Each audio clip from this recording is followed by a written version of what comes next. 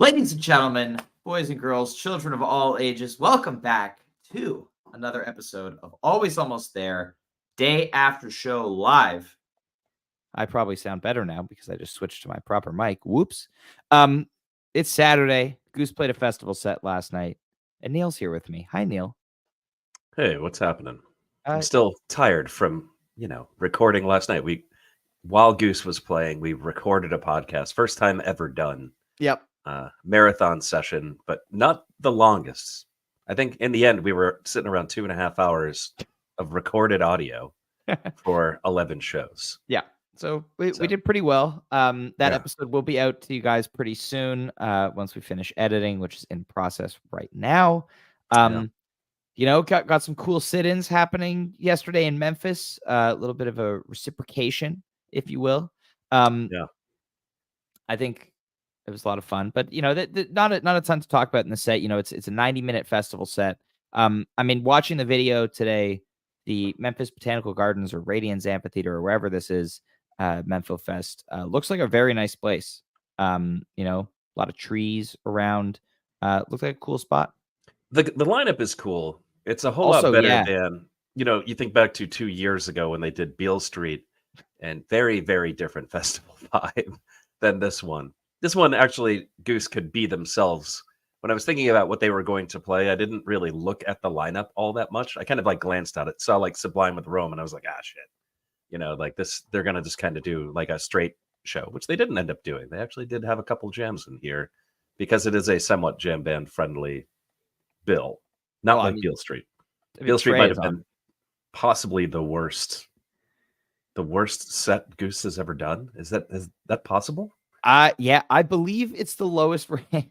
Let me check, but I'm pretty sure it's the lowest ranked show on lgoose.net. Let's see. Average rating. No. Ohana Fest is lower. Oh, yeah. Well, there's that too. Yeah. Basically the same situation there. And when I say worst, I don't mean it was awful and painful to the ears. But it was a 1-hour set that was Drive, Lead the Way, Green River, Turn Clouds, Born, All I Need, Electric Avenue, So Ready, Arcadia. Yeah. Have we jam charted that Green River yet? Not every Green River is worthy of a jam chart, Neil. Yeah, it's sitting at a whopping 2.14 rating on lgoose.net. Wow. Speaking of which, if you guys didn't know that ratings are a thing on lgoose.net, go rate some shows. Let's see what's going on. 10, 6, 20. So on the topic of sit-ins, though, and before we talk about the Goose set, can we talk about the Corey Wong sit-in? Yeah. So Corey Wong with the Corey Wong band. Yeah. Which is great on the song Gumshoe, which is a nice one, and it was cool. It was like Corey was like, before he brought them out, he was like, I texted them an hour ago. Kind of was like, it's in this key. This is kind of the form. We'll roll with it. And it was, so they came up, and it was pretty funny watching, Rick and Peter figure out the song on the fly. I'm pretty sure Peter knew it. My impression was that Peter knew the song, and then by the time the song had ended, Rick had learned it. Yeah. Because if you watch it, Peter right away, I think, there's a point at which Corey is looking at Rick like, this is your time. Take the solo. And Rick was like, and looks back at Peter and is like, maybe he should take the solo. Yeah, let Peter do it. And then he does. And then, of course, Rick being Rick finishes incredibly strong. And the end of this song is actually really, really good. So yeah, there's a great little duel between Rick and Corey. I posted a clip on the pod account on socials, but also the whole thing is you can watch it still on Nugs on demand from yesterday. I think it's around, I want to say 2 hours and 18 minutes into the broadcast from Mempho Fest. But it's there. You should go check it out while it's still there, which it will be for a few days. So let's talk about this Goose set. I got a goose egg last night because I figured that they were still going to be looking at what they played the last few shows, which was stupid. They don't do that when they do festivals. Well, they don't do that when they do festivals after taking 4 days off. And it's, the last show for a while. So we get Big Modern, Hot Love, Lead Up, Animal, I Would Die For You, Thatch, Silver Rising, Hunger Sight. Now, as far as a 90-minute festival set goes, it was pretty damn good. Yeah, that ain't bad. You get some jams in there. It's not just kind of a slog through very shortened versions of songs. Although Hunger Sight is painfully short. Well, yeah, that was an interesting choice to me. Like, I would have audibled, like even throw in like My Mind Has Been Consumed by Media there, Yeah, or Zalt. You got 5 minutes. You can close the Zalt.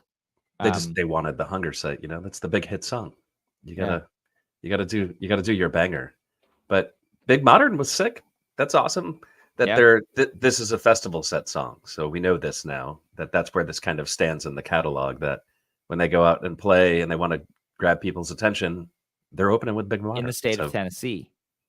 oh yeah, I mean that all kind of fits. Well, in Memphis too. I Yeah. mean, it You'll doesn't get hear the much more. commentary on this on the pod. We talked about it a little bit. We had some live set list updates while we were recording, as well as some pre-show fantasy Goose discussion.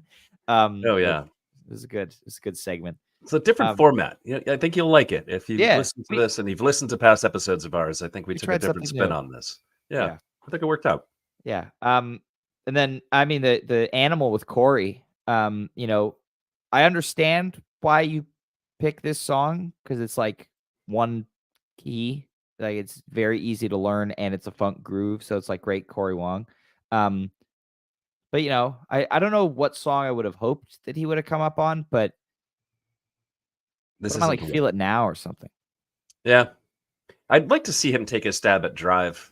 That would be really cool. Ooh, Or like Tumble, because they have those like very right. Corey Wong Like, esque sections in them. So yeah, you would expect them to say to him, hey, we've got this song which basically sounds like you're playing guitar in it. Why don't you give it a whirl and see what you can do? Although I have to say, the him playing Animal was interesting because he added some because he didn't know really how to play the song. So some of like the phrasings that he did in this were like, oh, that's not typical for Animal. Like this is kind of cool. So that part I enjoyed, but it did feel strange that they picked that song of all songs. Like there's not much room. I don't know. right. Well, it was just like he took a really good guitar solo on the jam, and they kind of went into this for a second. They went into this like descending motif Right. that was cool like towards the end, and I was like, oh, are we gonna go somewhere? And it was like, no, we're not. Right. But fun animal, best one in a while. Yeah, and then so in terms of like things that we should have seen coming, like there are the regular kind of festival songs that get thrown in here, like Thatch and Silver Rising and Hunger Sight. So those all come, but like as you said, the Thatch was not so bad for a fest. What are your notes on this Thatch? I would even say it's a very good Thatch, not a not so bad Thatch. You're thinking like this is like a playlist Thatch? No. I don't think it's a playlist Thatch. I actually didn't pay attention to how long it was, but I don't think it is. But to me, I feel like this happens. It happened after the Julian Lodge sit-in, but I feel like Rick playing with another guitarist, like outside of Peter, like playing with someone who's not in Goose, then like gets his like mind going a little bit, and then he's like brimming with ideas. Like we talked about after Chicago, like after playing with Julian Lodge, it was like, oh, Rick's playing like the Schofield button a lot, for the rest of the show. Right. So this one, it just felt like not that he started playing like Corey Wong, but just like he had so many ideas in this Thatch. Like there was just a lot of very confident, very aggressive Rick without being too overbearing. Just like tension building, which I thought was a little bit. It sounded a little bit out of the ordinary to me. Interesting. Yeah. When I heard it, I heard kind of a big tension and release section at the end there. Kind of in the middle, what it reminded me of were the Boston and Spec Thatches from last year. Actually sounded very similar to those. Right, that like darker, yeah, linear. And then like just kind of bouncier kind of sounds that are getting thrown in there, peppered in by Peter. And yeah, it was cool. Interesting. Not really what I expected, especially when you kind of look at the Thatches that have been played. This doesn't really fit. Remind me of any recent ones at all. So it's, in that regard, pretty interesting. I take it. And then I Would Die For You. Great cover choice, of course. A little bit sad that, this one got played at the festival and not at any of the shows I was at. But yeah. Yeah. And then probably won't be played anytime soon now, too. So when we pick up tour in a month. looking at the gaps, and I Would Die For You, like Red Rocks to Manchester was 11 shows, then Manchester to Summer Camp or Soulshine was 13, and then 19 shows later, Forest Hills. So this is the longest gap so far. It was 24 shows from Forest Hills to Memphis. So it could feasibly pop up again before the end of tour. And I mean, maybe it'll be in the bingo bag. Yeah. I'm surprised we couldn't get Jive Goose to come on to talk about specifically just I Would Die For You. But maybe he only gets excited about those ones that happen in Colorado. Yeah, I think that's the case. That's the prerequisite. So should we talk about Mexico really quick? I know we talked about it the other day. What about it now? I don't know. Well, the packages go on sale, I think, in 2 days? I think pre-sales on Tuesday. Is that right? Yeah. So it's a big deal. I don't know. I'm just excited about this. I'm excited to see how this all unfolds. What I'm wondering most, and I don't know if this information exists out there in the world, but like, how many people are going to this thing? Right. Like, I've not seen the capacity. Yeah. But it seems as though there are a lot of hotel options. There are like a zillion hotels, but none of them are large. So like that part is interesting also. And there's the people who aren't staying at hotels. So you never know. I'm expecting a couple thousand people. It doesn't seem like the biggest place in the world, which I think will be really cool. But I would guess, not having really done any research into how big it is, but just an event of this size with this many bands, to be able to put it on, I would say probably a few thousand capacity. So I think like the Moon Palace for like Fish and those ones it's like 5K. Really? That's it? That's all that Fish draws down to Mexico? Maybe it's more. Well, it's not all that they draw, but it's like for that everybody's like the Moon staying Palace in one itself. hotel, like the Moon Palace is 5K. So this, I don't know. I'm curious to see how big it is, because also you're going to have multiple stages, and it's going to be a whole thing. That is the thing that like I'm really interested in, and like these are details that we're probably not going to know until people actually show up at the venue. I think these are things that they don't even have worked out. They've just kind of thrown it out there, like there's going to be music on several stages. Yeah. But I don't know. I'm excited about it because my hope is, and what got me thinking about it was that kind of this collaboration with Corey Wong is that we have a bunch of collaboration there. We kind of didn't get any of that at Fred Fest, but that was mainly because people didn't want to get COVID and ruin their tours. I think it was like why you didn't get that. But like in this particular instance, I would like to see at least something with Eggy. Like I would like to see some kind of Eggy sit-ins, like in one direction or the other, or both. But I don't know. We'll see. I guess I'm excited about it. I have a feeling there's going to be a good amount of collaboration. Whether it's Goose sitting in with the other bands, or maybe a couple of people sitting in with Goose. War on Drugs getting involved, maybe. That would be sick. Maybe some like Grateful Dead covers with the War on Drugs. I mean, they're huge Deadheads, so. A lot of possibilities. We got 10 months until then. For now, we've got just short of 3 weeks until the next Goose show on the 24th in Nashville, Ascend Amphitheater.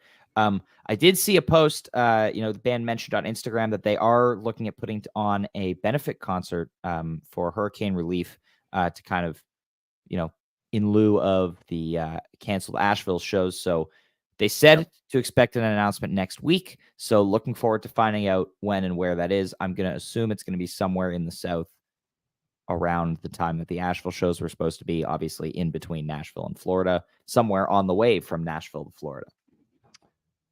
Maybe. I mean, is there enough time for it to be anywhere else? There really isn't, right? Like it kind of has to be in that area. It has to be on the way. Like that's where they're going, like. Right. Well, I mean, so the tour starts with Nashville, right? Yep. Then goes to Asheville and then down to Florida, right? So they could feasibly go somewhere else and then head down to Florida from Nashville. But I kind of see your point. There's not much time to get that travel in. Yeah, I mean, there's between Nashville and Florida, there are 5 days, right? Or I guess 4 travel days, if you will, right? Yeah, so that's enough time to come up to Boston, five play travel a couple shows. Yeah, right. Yeah.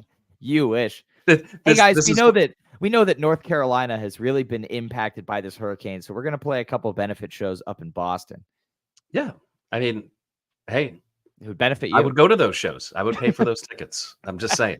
But I can't go to the shows if they're down in, let's say, South Carolina somewhere. Right. That's my point. But we'll see. I mean, we'll find out soon. I hope they're huge, and I hope they raise a ton of money because you know there's a lot of money that's going to be needed to be donated. So well, let's do a little. While we're here, this is a short pod today. yeah, We're gonna do a little map sleuthing here on the pod. We're gonna take a look at the map. this is Ascend Amphitheater. Oh, it's all happening here. And I'm gonna live share my hearsay screen. on AAT Goose Pod. Oh, here we are. We are speculating right now. So this is where they're going. Here's the drive, right? Yep. So what makes sense? They could play in Chattanooga. Oh man, David Gray, home of David Gray. I mean, look at they could do somewhere Atlanta area, Alabama. Yeah, I'm thinking Atlanta's probably the play here because like Atlanta for a big market. Yeah, Alabama, not exactly Goose's territory. I mean, nothing on the way is exactly Goose territory. I mean, to be honest with you, Goose playing in Florida is kind of blowing my mind right now. But 5 shows in Florida. It's a thing that's really happening, and I mean, not jam band country down there. They could do New Orleans. They could. What kind of how many hours is that? Add to this drive. It was 13 hours before. Yeah, I mean that's pretty doable. Oh my goodness. So many possibilities. So many possibilities. I'm not going to those shows, regardless. We are a map speculation pod now. This is what we do. Yeah. Well, there we go. That's stay tuned. We'll find out real soon. Yeah. This was just us filling time because it's fun. Yeah.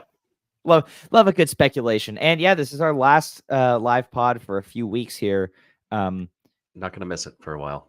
No, I mean this is at the point where this is our 23rd one in the last month. Like when you add up the hours, it kind of seems like a lot. Not gonna lie. So when you kind of look back on exactly, Dylan, the map dictates. when you look back on a tour of 20 some odd dates, you're like, oh man, yeah, that was a lot of after shows. A lot of potting. Well, we get a break, and then we get a bunch more shows. I'm, for one, I've been home for a week, and I'm like, when's tour starting again? I'm ready. I'm ready to see more Goose. I'm ready. I'm ready too. I'm excited about it. It's it feels like we're ramping up toward the end of the year. There's a lot of really exciting stuff coming.